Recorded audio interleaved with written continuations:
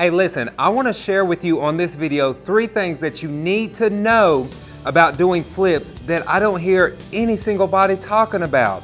So number 1, you need to know your holding costs. When you're buying a property about to do the flips, what are your monthly expenses going to be?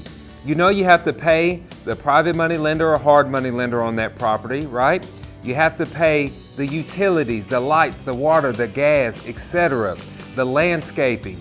You need to know your monthly holding costs on that property. Number 2, this one's kind of tricky, but you need to know your neighborhood finish outs. So what I mean by this is some neighborhoods, you don't want to go putting in very expensive granite countertop or quartz or marble, right? You need to know what that neighborhood supports, right?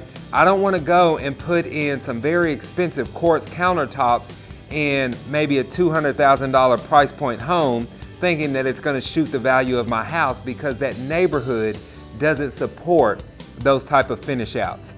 Number 3, you need to know your contractor's track record. What are their timelines? How long is it going to take them to finish up a project, etc.